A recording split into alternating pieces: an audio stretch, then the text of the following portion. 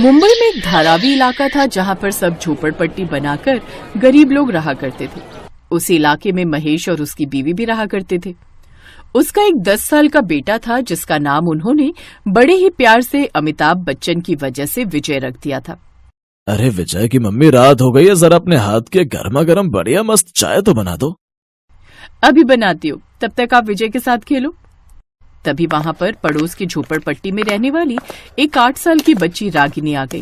Uncle, आप लोग अकेले ही खेलोगे क्या? मुझे नहीं खिलाओगे? रागिनी आओ, हम लोग मिलकर खेलेंगे।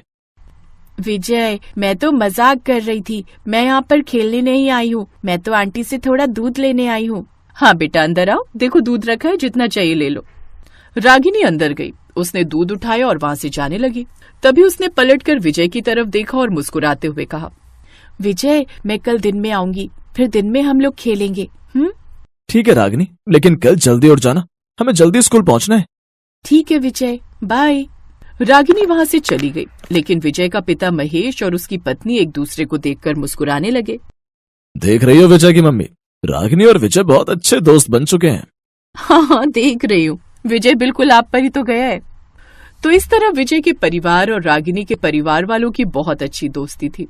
इसी वजह से विजय और रागिनी के बीच भी बचपन से ही बहुत गहरी दोस्ती थी। दोनों एक साथ ही स्कूल आए जाए करते थे। सब अच्छा चल रहा था। तभी एक दिन अचानक वहाँ पर सुनामी लहर आ गई, जिससे वहाँ की सभी झोपड़पट्टियां समुद्र में बह गई। विजय कहीं दूसरी जगह बह गई। बहते बहते विजय अचानक किसी पत्थर से टकरा गया। उसने उस पत्थर को ही अपना सहारा बना लिया। तभी उसने देखा कि उसी पत्थर से लिपट कर रागिनी भी रो रही थी। विजय, मेरे मम्मी पापा बह गए। रागिनी, मेरे मम्मी पापा भी न जाने कहाँ बह गए। चिंता मत करो, हम दोनों एक दूसरे का सहारा बनेंगे। विजय, मेरे मम्मी पापा बह गए। वो तूफान इतनी तेज था कि कई घंटों तक समुद्र की लहरें वहाँ के इलाके को तबाह करती हुई चली गई। बहुत सारे लोग तो समुद्र के अंदर ही दफन हो गए और दोबारा मिले ही नहीं। रागिनी और विजय का परिवार भी नहीं मिला, लेकिन दोनों अपने माँ बाप को ढूंढते रहे, पर वो कभी नहीं मिले। विजय, मेरा इस दुनिया में अब कोई नहीं बचा, अब तुम मेरा साथ कभी न छोड़ना।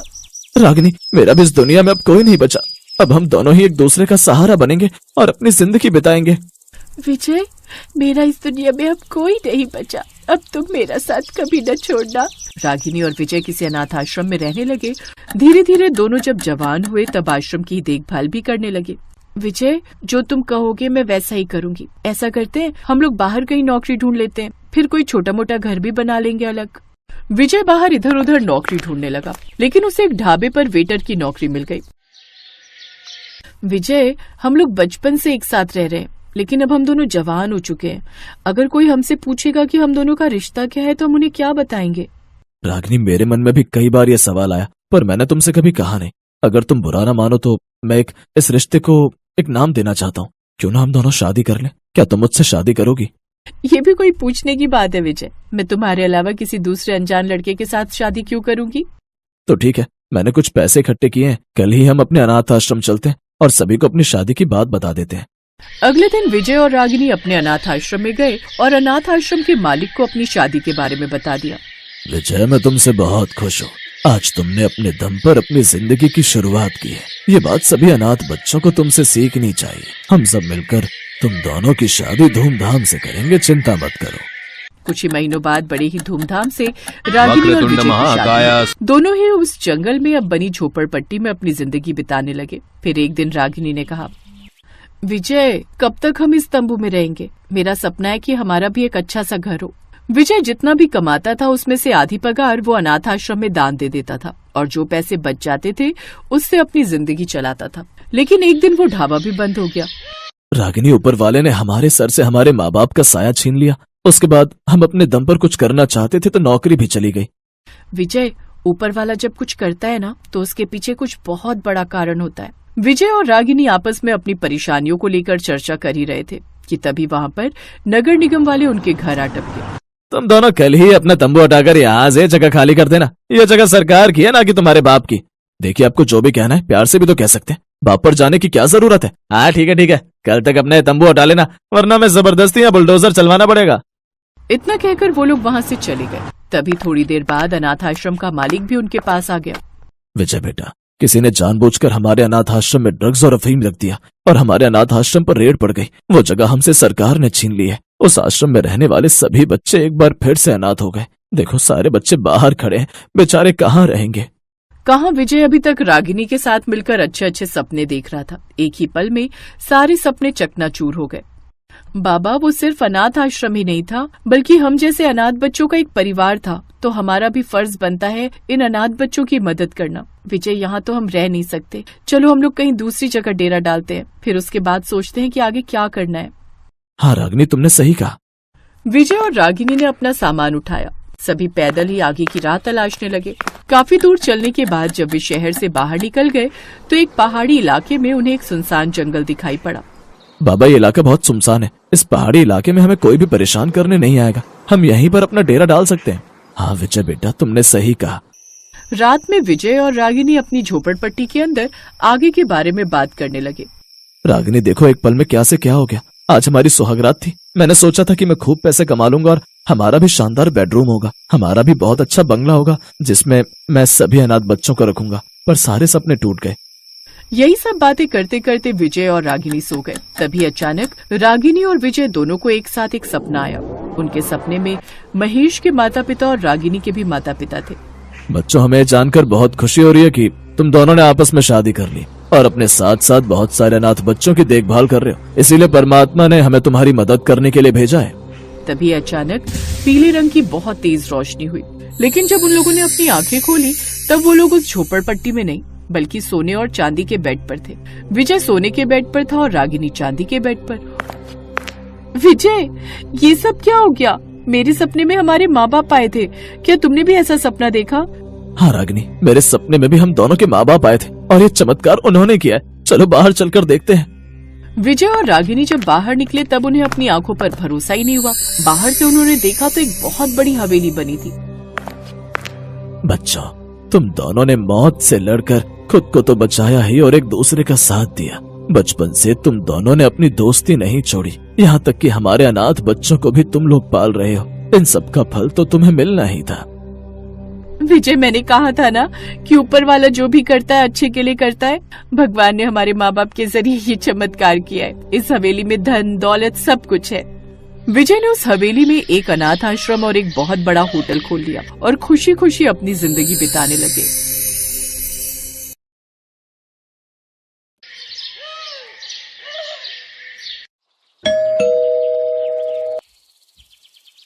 अरे कमला, मेरा छोटा बेटा कुछ दिन पहले ही विदेश से लौटा है। सोच रही हूँ अब उसके भी हाथ पीले कर दूं। कोई अच्छी लड़की हो तो बताना। अरे वाह, निशांत विदेश से लौट आया। फिर तो उसके लिए कोई बड़े अमीर घर की लड़की ढूंढनी पड़ेगी। तेरी बड़ी गरीब बहू की तरह नहीं जो बस 2 जोड़ी कपड़े में ही ससुराल चली आई। अब मुझे देख, अमीर बहू लाई हूँ तो सब सामान आया है दहेज में। ये जिस एसी की तू ठंडी ठंडी हवा खा रही है ना, ये भी मेरी बहू के दहेज में ही आया है। मैंने तो इसे हॉल में लगवा दिया ताकि सब इसका इस्तेमाल करे। चलो बढ़िया है, एक मैं हूँ जिसकी गरीब बहू कुछ नहीं लाई। लेकिन अब तो मेरी सारी उम्मीदें अपनी छोटी बहू से ही है। तू कोई अच्छी अमीर घर की लड़की ढूंढना मेरे निशांत के लिए। अरे तुम चिंता मत करो, निशांत के लिए तो मैं एक बड़े घर की लड़की का रिश्ता ही लेकर आऊंगी। ऐसे ही समय बीता। एक रोज कमला एक बड़े घर की लड़की का रिश्ता निशांत के लिए लेकर आती है। देख तो विमला लड़की कितनी सुंदर है, ऊपर से अमीर घर से भी है, अपने माँ बाप की इकलौती है, खूब दहेज मिलेगा। बोल तो बात करूं। अरे नेकी और पूछ पूछ, तू जल्दी से बात बढ़ा, हम कल ही चले जाएंगे देखने। विमला एक लालची औरत थी। उसके बड़े बेटे ने अपनी पसंद की गरीब लड़की से शादी की थी, इसलिए उसके दहेज में कुछ नहीं आया था। इसलिए विमला हमेशा उससे नाराज रहती थी और अब उसने ठान लिया था कि वो अपने छोटे बेटे के लिए बड़े घर की लड़की ही लाएगी। बात आगे बढ़ी। फिर वो अपने बेटे के लिए सोनिया को दुल्हन बनाकर घर ले आई। आओ मेरी प्यारी बहू, इस घर में तुम्हारा स्वागत है। हाय कितनी सुंदर है मेरी छोटी बहू, बिल्कुल परियों जैसी। सोनिया दहेज में खूब सारा सामान लेकर आती है, जैसे एसी, फ्रिज, वॉशिंग मशीन और भी बहुत सा सामान। विमला अपनी लोभी आंखों से वो सब देखती है तो खुश हो जाती है। फिर विमला उसे उसके कमरे में ले जाती है। ओफो, इस कमरे में तो एक एसी भी नहीं है। मैं इस कमरे में कैसे रहूंगी? माँ जी, आप जल्दी से मेरे दहेज में आया हुआ एसी मेरे कमरे में इंस्टॉल करवा दीजिए। बहू, तुम्हारे कमरे में एसी? लेकिन मैं तो सोच रही थी इसे हॉल में लगवा दूं। वो क्यों भला? ये एसी मेरे पापा ने मेरे लिए दिया है, और वैसे भी मैं अपने ससुराल में कोई समाज सेवा करने नहीं आई हूँ। और हाँ, वो टीवी भी मुझे बड़े टीवी वाले स्क्रीन पर देखने की आदत है, इस छोटे से टीवी में नहीं। अच्छा ठीक है बहू, जैसा तुम कहो। विमला सोनिया के कमरे में आया हुआ एसी, फ्रिज और टीवी रखवा देती है। ऐसे कुछ दिन बीतते हैं। जहाँ अमीर सोनिया सारा दिन अपने कमरे की ठंडी हवा में बैठती, तो वहीं उसकी जेठानी रजनी घर के कामकाज में लगी रहती। एक रोज गर्मी में सारा दिन काम करके रजनी का गला सूखने लगता है। गर्मी में काम करके गला सूखने लगा है, ठंडा पानी पीने की इच्छा हो रही है। रजनी सोनिया के कमरे में जाकर फ्रिज से पानी निकालकर पीने लगती है। आहा, ठंडा पानी पीकर कितना सुकून मिला है। लेकिन तभी सोनिया बाहर से शॉपिंग करके आ जाती है। आहा, ठंडा पानी तो बड़े मजे से पिया जा रहा है, लेकिन जरा मेरा कमरा तो देखो कितनी बुरी तरह फैला है, इसे ही साफ कर देती। देवरानी जी, मैं? हाँ, तुम कर भी दोगी तो क्या चला जाएगा तुम्हारा? ठीक ही तो कह रही है छोटी बहू, वो बेचारी शॉपिंग करके थक कर आई है, तो तुम उसका कमरा साफ कर दोगी तो कौन सा गुनाह हो जाएगा। चल अब जल्दी से इसका कमरा साफ करके झाड़ू लगा दे, और हाँ, फिर फिनाइल डालकर पोछा भी लगा देना। जी माँ जी। सोनिया को अपनी अमीरी और सुंदरता पर बड़ा घमंड था, तो वहीं रजनी दिल की बहुत अच्छी थी, लेकिन उसकी ये अच्छाई किसी को नजर नहीं आती, और उसकी सास हमेशा उसको बुरा भला सुनाती रहती। एक रोज सोनिया सज धज कर तैयार होकर फिल्म देखने जा रही होती है। उसे देख रजनी ने कहा, देवरानी जी, मुझे भी बड़े दिन हो गए बाहर गए हुए, और मैंने तो आज तक सिनेमा हॉल भी नहीं देखा। अगर आपको बुरा ना लगे तो क्या मैं भी आपके साथ चलूं? तुमने अपनी शक्ल भी देखी है, ऊपर से कपड़े तक पहनने का सेंस तो है नहीं तुम्हें। अगर मैं तुम्हें अपने साथ ले कर गई तो जानती भी हो मेरी इतनी इंसल्ट होगी, इसलिए ज्यादा बकबक मत करो और वही करो जो तुम्हारी औकात है, इस घर के काम। सोनिया के चिल्लाने की आवाज सुनकर विमला वहां जाती है। क्या हुआ? मेरी अमीर बहू गुस्सा क्यों हो रही है? फिर सोनिया विमला को सारी बात बताती है। ये सुनकर विमला को गुस्सा आ जाता है। तेरी हिम्मत कैसे हुई छोटी बहू से ऐसा कहने की? अरे तूने अपनी काली शक्ल देखी भी है? ना जाने वो कौन सी मनहूस घड़ी थी जो मैं तुझे अपने घर की बहू बना कर ले आई। चल जा, घर में इतने सारे काम पड़े हैं, उन्हें खत्म कर, फिल्म देखने जाएगी मनहूस कहीं की। रजनी रोते हुए वहां से चली गई और घर के काम करने लगी। गरीब और काली रजनी के साथ हमेशा ऐसे ही होता था। ऐसे ही समय बीतता है। कुछ समय बाद दोनों बहुओं का जन्मदिन आने वाला था। उन दोनों का बर्थडे एक ही दिन आता था। विमला अपनी छोटी बहू के लिए महंगी सी साड़ी लेकर आती है। ये ले सोनिया बहू, तेरा इस घर में पहला जन्मदिन है ना, तो उस दिन तू ये साड़ी पहन लेना। ये साड़ी माँ जी? क्यों, पसंद नहीं आई क्या? सोनिया बुरा सा मुंह बनाते हुए कहती है। नहीं, इतनी बुरी भी नहीं है। लेकिन वो क्या है ना, शादी के बाद ही मेरा पहला बर्थडे है ना, तो डैड ने मेरे लिए स्पेशल चांदी का सूट बनवाया है एक महंगे फैशन डिजाइनर से, तो इस बार तो मैं वही पहनूंगी। हे राम, चांदी का सूट? फिर तो मेरी बहू उसमें बिल्कुल परियों जैसी लगेगी। घर के कामों में लगी हुई रजनी उनकी बातें सुन रही थी। उसे ये जानकर बहुत बुरा लगता है कि उसकी सास उसके लिए कुछ भी नहीं लाई। जन्मदिन तो मेरा भी है, लेकिन माँ जी मेरे लिए आप कुछ नहीं लाई।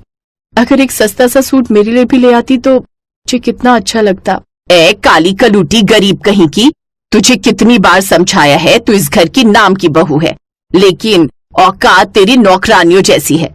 आहा, सूट चाहिए महारानी को, जैसे तेरे बाप ने तो मुझे संदूक भरकर खजाना दिया है ना। और अब मुझसे खुद को कंपेयर करना बंद करो। और हाँ, माँ जी ने मेरे पहले बर्थडे के लिए बहुत सारे लोगों को इनवाइट किया है, तो जन्मदिन के दिन सारे घर की सफाई करके उसको सजाकर और अच्छे अच्छे पकवान बनाकर तुम यहाँ से निकल जाना, समझी? क्योंकि मैं नहीं चाहती कि मेरी फ्रेंड्स को पता चले कि तुम जैसी गरीब और काली औरत मेरी जेठानी है। उस दिन रजनी बहुत रोती है। उसका पति मनीष दूसरे शहर में नौकरी करता था, इसलिए उसकी तरफदारी करने वाला वहाँ कोई नहीं था। सुबह जल्दी उठकर रजनी सारे घर की सफाई करती है, फिर सारे घर को दुल्हन की तरह सजाती है, जिसके बाद वो तरह तरह के पकवान बनाती है। अपने बर्थडे पर सोनिया अपने पापा का दिया हुआ चांदी का सूट पहनती है और सज धज कर तैयार हो जाती है तो वहीं बेचारी रजनी पुरानी सी साड़ी पहने हुए होती है। अरे वाह, मेरी बहू तो आज इस चांदी के सूट में बिल्कुल चांद का टुकड़ा लग रही है। हाय, नजर ना लगे इसे किसी की। जन्मदिन बहुत बहुत मुबारक हो बहू। थैंक यू माँ जी। और तू, सारा काम हो चुका है तो तुम्हारी अब यहाँ कोई जरूरत नहीं है। अब तुम यहाँ से चली जाओ और जब पार्टी खत्म हो जाए तब अपनी ये मनहूस सी शक्ल लेकर चली आना सफाई करने। रजनी अपनी किस्मत को कोसती हुई घर से निकल जाती है। कुछ दूर चलकर वो जंगल में पहुंच जाती है और थक हार कर एक पेड़ के नीचे बैठ जाती है। मेरे काले और गरीब होने के कारण मेरी सास और देवरानी मुझसे कितनी नफरत करती है। हर पल मुझे ताने देती हैं। वो खुद से ये सब बातें कर ही रही होती है कि तभी उसकी नजर सामने फंसे एक खरगोश पर जाती है जो कि दलदल में फंसा हुआ होता है और डूबने ही वाला होता है। अरे ये क्या, ये तो इसमें डूब जाएगा, मुझे इसकी जान बचानी होगी। रजनी जल्दी से उस खरगोश की मदद करती है और उस खरगोश को बाहर निकालती है, लेकिन अचानक उसका पैर फिसल जाता है और वो खुद ही उस दलदल में डूबने लगती है। बचाओ, कोई बचाओ मुझे। तभी अचानक उस दलदल के पास लगे पेड़ से एक पीले रंग का सोने का सूट रजनी के ऊपर आकर गिर जाता है जो कि काफी मजबूत था। उस सूट को पकड़कर रजनी दलदल से बाहर आ जाती है। तभी अचानक से वो सूट बोलने लगता है। आज के बाद तुम्हारी जिंदगी में कोई भी तकलीफ नहीं रहेगी। तुम बहुत नेक दिल इंसान हो। तुमने अपनी जान खतरे में डालकर उस खरगोश की जान बचाई है। अरे ये क्या, तुम तो बोलते भी हो, भला ये कैसा चमत्कार है? हाँ, मैं एक जादुई सोने का सूट हूँ जो परीलोक से आकर इस पेड़ पर फंस गया था और तभी आजाद हो सकता था जब मैं किसी नेक दिल इंसान की मदद करूँ और उसके पास ही रहूँ। अब तुम एक बार मुझे पहन कर देखो, तुम्हारी सारी तकलीफें खत्म हो जाएंगी। उसकी बात मानकर रजनी उस सूट को पहन लेती है, जिसे पहनते ही वो बहुत ही खूबसूरत हो जाती है। रजनी बहुत खुश होती है। वो सोने का सूट पहनकर अपनी देवरानी की बर्थडे पार्टी में पहुंचती है, जहां सभी उसे देखकर हैरान रह जाते हैं। ये क्या, तुमने सोने का सूट पहना है और तुम इतनी खूबसूरत कैसे हो गई? रजनी सबको सारी बात बताती है। ये सुनकर सोनिया चिढ़ जाती है। अब उस सोने के सूट की मदद से रजनी खुद का बड़ा घर बना लेती है जिसमें ऐशो आराम की हर चीज होती है। अब उस घर में वो अपने पति के साथ खुशी खुशी रहती है। हेलो दोस्तों, कैसे हैं आप सब? हमारी कहानियाँ देखने के लिए हमारे चैनल को सब्सक्राइब कीजिए और हाँ, बेल आइकॉन पर क्लिक करना मत भूलिएगा।